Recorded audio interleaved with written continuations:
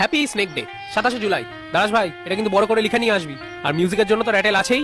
আর হ্যাঁ, মেন কথা, গোখরো ছাতিম ফুলের মালটা কিন্তু ঠান্ডা করে নিয়ে আসবি। হ্যাঁ সেটা নিয়ে আসবো, কিন্তু পার্টিটা আমার করতে হবে না ভাই। কেন? আমরা বাস্তব সব ভাই, ঘরে মদ ঢোকাতে নেই। ও ঠিক আছে, শাখামুটির বাড়িতে হবে। আমার বাড়িতেও হবে না, আমরা রাজসাপ। তো রাত সব তো কি হয়েছে? রাজারা তো বেশি মদ খায়। হ্যাঁ ওই জন্যই তো আমার বাবা সব মেরে দেবে। ও ঠিক আছে, তাহলে কেউটের বাড়ি ফাইনাল। বলছি চন্দ্র, আমার বাড়িতেও হবে না, আমরা যাচ্ছি। দূর সালা, আর কোন সাপ বাকি আছে কি? জাত সাপ মারাচ্ছিস? তোরা যাতে সাপ আর আমরা কি যাতে হনুমান? খিস্তি করছিস কেন? তোর করতে চল না। ওর গর্তেও হবে না, তোদের পার্টিটা কারো গর্তেই হবে না, কারণ কাল স্কুলে ইনফেকশনের জন্য অজগস্তার আসবে। তাই তোদের সকলকে স্কুলে আসতে হবে, ভদ্রভাবে থাকতে হবে। ভাই স্যারের মনে হচ্ছে পেট গরম করেছে, কি বলছে দেখ, 7 দিবসের দিন নাকি স্কুলে আসতে হবে। তোর বাবার ভাগ্য বলে যে আমার পেট গরম করেছে, মাথা গরম করলে তোর ক্যালানোর মতো দাঁতও থাকতো না, সারা মতো বিষও থাকতো না। স্যার আপনি তো দেখছি গুন্ডামি করছেন।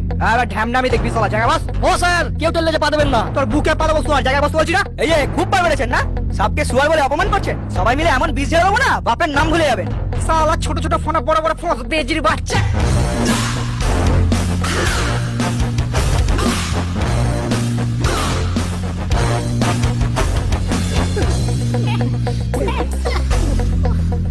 সাপ সাপ শুনে রাখ সব বেজি বাচ্চারা, কাল প্রত্যেকে এই খাতায় থাকা সব করা প্রশ্নের উত্তর মুখস্থ করে আসবে, যাতে অজগস্তরের একটা প্রশ্নের উত্তর না ফসকায়।